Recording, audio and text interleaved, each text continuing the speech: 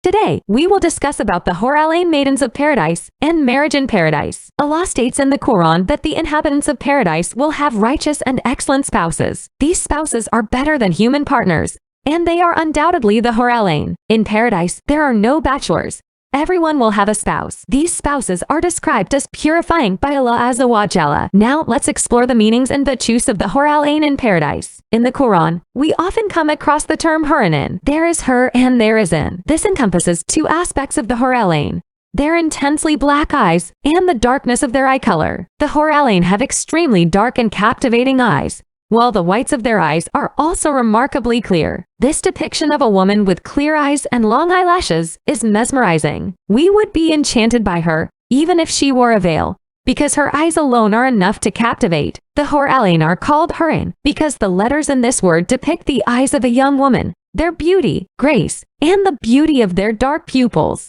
That is what is referred to as Hurin. Allah Azza wa Jalla explains how the marriage of these eye-catching Hur al-Ain takes place. Furthermore, in Surah Thur, Allah Azza wa Jalla mentions that they recline on thrones lined up, and Allah provides the Hur al-Ain as spouses to the inhabitants of paradise. These Hur al-Ain are not angels, jinn, or humans. They have their own distinct roles and specialties in paradise. In the teachings of the Prophet Muhammad, peace be upon him, it is mentioned that the inhabitants of paradise do not urinate or defecate, although they eat and drink in the worldly life for sustenance. In the hereafter, their purpose of eating is purely for enjoyment, and the pleasure of eating and drinking will never cease. The inhabitants of paradise also do not expel waste from their genitals or noses. This signifies that they are free from any form of illness. Their bodies are healthy and vigorous. Additionally, the inhabitants of paradise will always remain at the age of 33, with no signs of aging. There are no elderly individuals in paradise. All inhabitants are in a youthful state. Their combs are made of gold, which explains why Muslim men are prohibited from wearing gold jewelry in this world. Their sweat is musk, their fire is aloes wood, and their wives are the Hur al-Ain. Each inhabitant of paradise will have a minimum of 2 wives. In a hadith narrated by Anas bin Malik, the Prophet Muhammad, peace be upon him, described that the lowest-ranked inhabitant of paradise will enter his home after experiencing the punishment in hellfire. After that, 2 wives from among the Hur al-Ain will enter his home. These 2 maidens will say, "All praise is due to Allah who has brought you to life for us, and brought us to life for you." This demonstrates that the presence of the Hur al-Ain is exclusive to the inhabitants of paradise, and these maidens are incredibly loyal, never casting their gazes towards other men. Then the inhabitants of paradise said, "No one has been granted what has been bestowed upon me." What they meant was that this person was the last to enter paradise after spending a long time in hell. When his sins were forgiven by the mercy of Allah,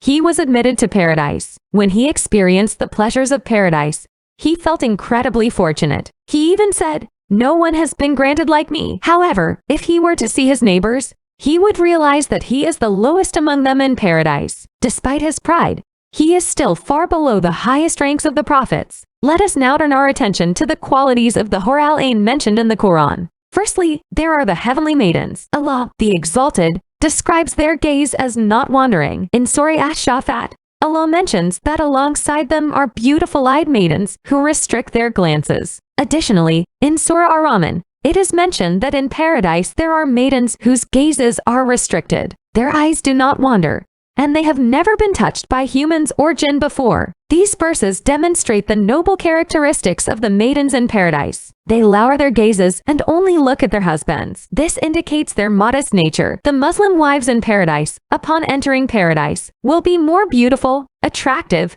better, and more beloved than the maidens. Why? Because the maidens were created directly by Allah, whereas the Muslim wives who enter paradise had undergone trials and refining in the world. There is a narration from Anas bin Malik where the Prophet Muhammad, peace be upon him, mentioned a marketplace in paradise visited by the inhabitants of paradise every Friday. This marketplace is frequented by the people of paradise. Suddenly, a wind blows, refreshing their faces and clothing. By Allah's permission, their beauty and handsomeness are enhanced. Then they return to their wives at home, appearing more handsome, while their wives also become more beautiful. Their wives express their delight, saying, "By Allah, your face has become more beautiful and handsome since you left us." Likewise, the husbands respond, "O my wife, your face has also become more beautiful and lovely." Thus, the inhabitants of paradise engage in romantic interactions. Mashallah, don't we all desire to enter paradise? Furthermore, the Prophet Muhammad, peace be upon him, mentioned in an authentic hadith narrated by Imam Muslim that the believers have tents in paradise. These tents are made of hollow pearls,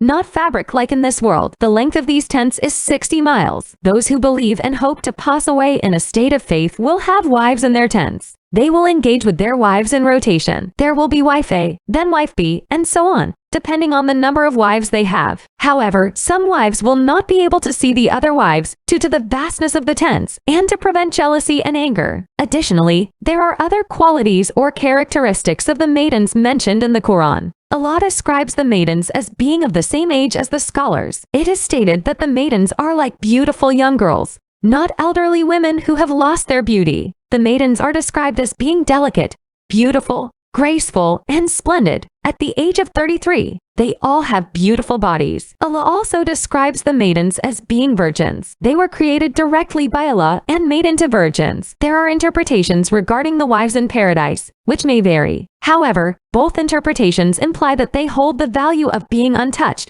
as if they have never been touched before. The brightness of their calf bones is visible from the outside, due to their extreme smoothness. The Prophet, peace be upon him, said that the inhabitants of paradise will sit and lean against their dwellings in paradise for 70 years before moving. They will feel extremely comfortable in their abodes, in their luxurious beds, for 70 years, being served and attended to. Then, after 70 years, the maidens or their wives will approach them. The inhabitants of paradise will turn their heads and see their wives' faces. The cheeks of their wives will be even more radiant than mirrors. The inhabitants of paradise will be amazed by the beauty of their wives, and even the tiniest pearl embedded in their bodies will illuminate what is in the east and west. After that, their wives will greet them, saying, "Assalamu alaikum." The inhabitants of paradise will reply, "Walaikum salam," and ask, "Who are you?"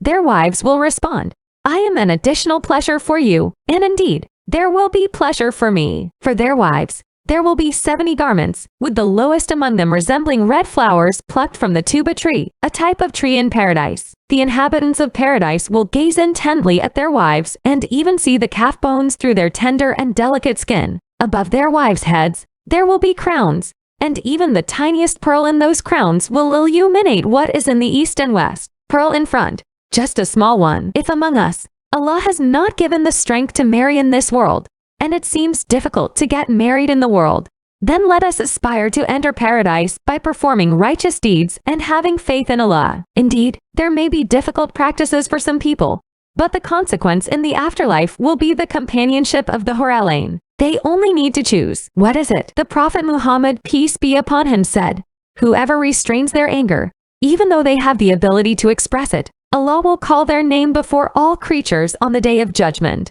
It is the practice of restraining anger, even when one has the ability to unleash their emotions, such as getting angry at one's wife when coming home from work and finding the house in disarray. Instead, they remain calm, unable to control their emotions. In reality, they could have thrown objects or taken other actions, but they chose not to. This ability to restrain oneself will be rewarded for those who withhold their anger. Despite having the capacity to express it, they will be summoned by Allah before all creatures on the day of judgment. Remember, friends, we all have the opportunity to do this. Is it enough to be called by Allah alone? No. After being called, we will be given the opportunity by Allah to choose any of the Hur al-Ain that we desire. We will be presented with beautiful maidens before us. Which ones do we prefer? Please choose, as it will be a reward for those who restrain their anger and forgive others. So, husbands, remember, restrain your anger. The reward is the companionship of the maidens in paradise. You just need to choose. Friends who are listening to this story,